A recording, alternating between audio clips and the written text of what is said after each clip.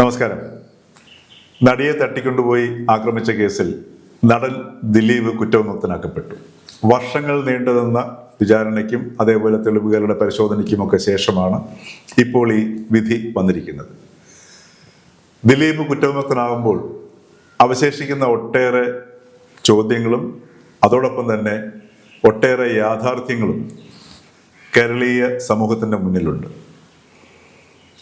ഈ സംഭവത്തിന് ശേഷമാണ് സർക്കാർ ഈ മേഖലയിൽ നിന്ന് പുറത്തു വരുന്ന ഒട്ടേറെ ഞെട്ടിപ്പിക്കുന്ന അതല്ലെങ്കിൽ മനുഷ്യത്വരഹിതമായ അല്ലെങ്കിൽ സാധാരണ ജനങ്ങൾക്ക് ചിന്തിക്കാൻ കഴിയുന്നതിനപ്പുറമായ ഒട്ടേറെ കാര്യങ്ങൾ പുറത്തു വരുന്നത് കണ്ടപ്പോഴാണ് സംസ്ഥാന സർക്കാർ ജസ്റ്റിസ് ഹേമയെ അധ്യക്ഷയാക്കി ഒരു കമ്മിറ്റി നിയമിച്ചത്.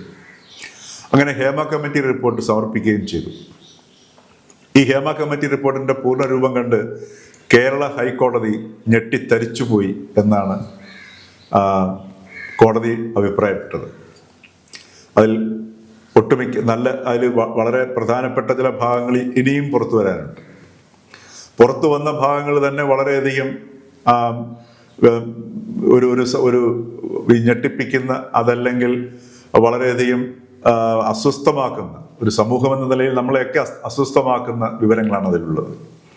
അത് സ്ത്രീ പീഡനമായിക്കോട്ടെ, അതേപോലെ നടികളെ ചൂഷണം ചെയ്യുന്നതായിക്കോട്ടെ, ഷൂട്ടിംഗ് സ്ഥലത്തെ അസൗകര്യങ്ങൾ, സ്ത്രീകൾ നേരിടുന്ന പ്രശ്നങ്ങൾ, അതേപോലെ ഓരോ നടിമാരെയും നടന്മാരെയും ഒക്കെ ഈ സിനിമാ രംഗത്ത് നിന്ന് തന്നെ പുറത്താക്കുകയും ചിലർ ഉൾപ്പെടുത്തുകയും ഒക്കെ ചെയ്യുന്നതും അതൊരു ഗൂഢസംഘം പോലെയാണ് പ്രവർത്തിക്കുന്നത് എന്ന് ഹേമ കമ്മിറ്റി വളരെ വ്യക്തമായിട്ട് പറയുകയും ചെയ്തു.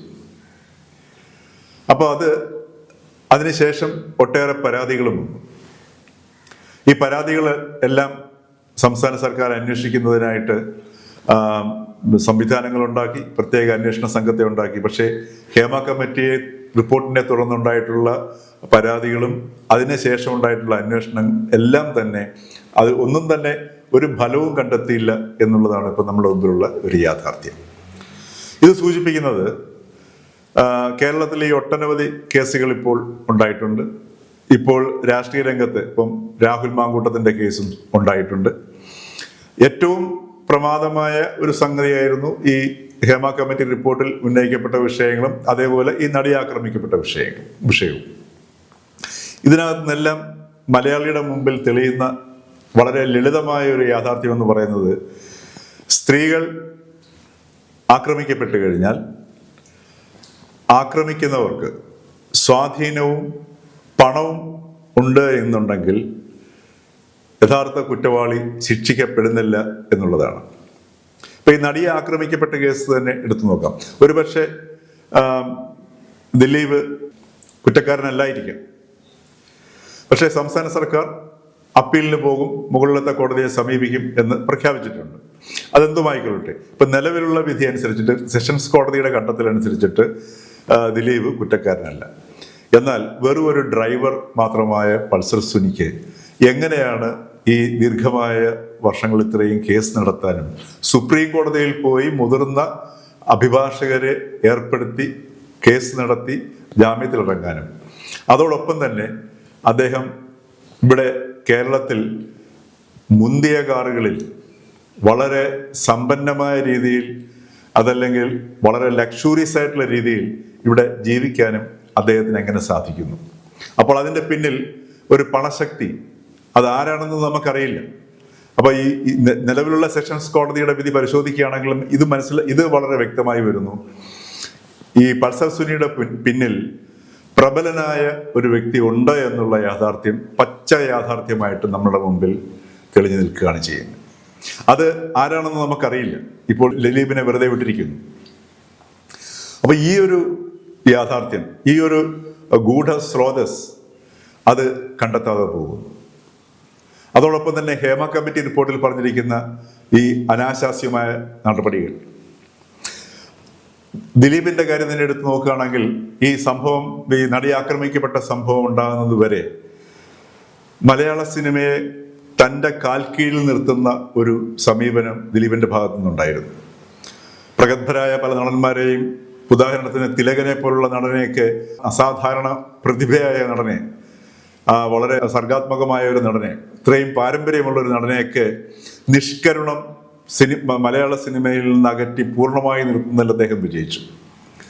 അതേപോലെ ആരുടെയൊക്കെ സിനിമ എങ്ങനെയൊക്കെ ഈ കേരളത്തിലെ തിയേറ്ററുകളിൽ ഓടണം എന്നുള്ള കാര്യം നിശ്ചയിക്കുന്നതിലേക്കും ദിലീപ് അതിൻ്റെ നിയന്ത്രണത്തിലേക്ക് എത്തി. അതായത് തിയേറ്റർ ഉടമകളുടെ സംഘടനയുടെ നേതാവെന്ന നിലയിൽ, അതേപോലെ അമ്മ സംഘടനയുടെ നിയന്ത്രണത്തിലാണെങ്കിൽ പോലും, നിർമ്മാണത്തിന്റെ കാര്യത്തിലാണെങ്കിൽ പോലും, സംവിധായകരുടെ കാര്യത്തിലാണെങ്കിൽ പോലും മലയാള സിനിമയെ പൂർണ്ണമായി തൻ്റെ തന്നെ കാൽക്കീഴിൽ കൊണ്ടുവരുന്ന ഒരവസ്ഥയിലേക്ക് എത്തിയ അവസ്ഥയിലാണ് ഈ നടി ആക്രമിക്കപ്പെട്ട സംഭവം ഉണ്ടാവുന്നതും ദിലീപ് അറസ്റ്റ് ചെയ്യപ്പെടുന്നതും ഒക്കെ ചെയ്യുന്നത്. ഈ ദിലീപ് സർവശക്തനായിട്ട് നിൽക്കുമ്പോൾ മമ്മൂട്ടിക്കും മോഹൻലാലിനും പോലും ദിലീപിനെ ചോദ്യം ചെയ്യാനോ ദിലീപിനെ എതിർക്കാനോ തുടക്കത്തിൽ ഭീതിയായിരുന്നു എന്നുള്ളത് നമ്മൾ കണ്ടതാണ്. അപ്പൊ അതിനുശേഷം ഈ പുതിയ സംഭവങ്ങൾ ഉണ്ടാവുന്നു. ഹേമ കമ്മിറ്റി റിപ്പോർട്ട് വരുന്നു. ആ ഹേമ കമ്മിറ്റി റിപ്പോർട്ടിന്റെ വിവരങ്ങൾ പുറത്തു വന്നതിന് ശേഷം മമ്മൂട്ടിക്കാണെങ്കിലും മോഹൻലാലിനാണെങ്കിലും കേരളീയ സമൂഹത്തെ അഭിമുഖീകരിക്കാൻ പറ്റാത്ത ലജ്ജാകരമായ ഒരവസ്ഥയുണ്ടായിരുന്നു. അതുകൊണ്ടാണ് തുടർന്ന് വന്ന ഓണക്കാലത്ത് ഇവരെ ആരെയും തന്നെ ചാനലുകൾ ഓണപരിപാടി വിളിക്കാത്ത സംഭവം ഉണ്ടായത്. എന്നാൽ ക്രമേണ കേരളത്തിലെ ചാനലുകളുടെ മുഖ്യ പരിഗണന എന്ന് പറയുന്നത് റേറ്റിംഗ് വർദ്ധിപ്പിക്കുക, അതിനനുസൃതമായ രീതിയിലുള്ള കണ്ടന്റ് അല്ലെങ്കിൽ ഉള്ളടക്കങ്ങൾ പ്രേക്ഷകരിലേക്ക് എത്തിക്കുക എന്നുള്ളതാണ്. ആ ഒരൊറ്റ പരിഗണനയിൽ പ്രവർത്തിക്കുന്നത് കൊണ്ട് ക്രമേണ ഈ സിനിമാ നടന്മാരെയും അല്ലെങ്കിൽ മമ്മൂട്ടിയും മോഹൻലാലിന്റെയും അല്ലെങ്കിൽ മറ്റതുപോലുള്ള സിനിമയിലുള്ള താരങ്ങളുടെയൊക്കെ ആ ഒരു ഗ്ലാമറിനെ വർദ്ധിതമായ രീതിയിൽ തിരിച്ചുകൊണ്ടുവരുന്നതിന് ഇതേ മാധ്യമങ്ങൾ തന്നെ പരിശ്രമിക്കുകയും അത് അവരുടെ ഇമേജ് നഷ്ടപ്പെടുന്നതിന് മുമ്പ് ഉണ്ടായിരുന്ന ഇമേജിനേക്കാൾ വളരെ ഉയരത്തിലേക്ക് എത്തിക്കുന്നതിന് ഇതേ മാധ്യമങ്ങൾ തന്നെ സഹായിക്കുകയും അല്ലെങ്കിൽ പ്രവർത്തിയെടുക്കുകയും ചെയ്തു എന്നുള്ളത് യാഥാർത്ഥ്യമാണ്. പക്ഷേ ഈ മാധ്യമങ്ങൾ ഉന്നയിച്ച എല്ലാ വിഷയങ്ങളും ഇപ്പോഴും അവിടെ അതേപടി നിലനിൽക്കുന്നു.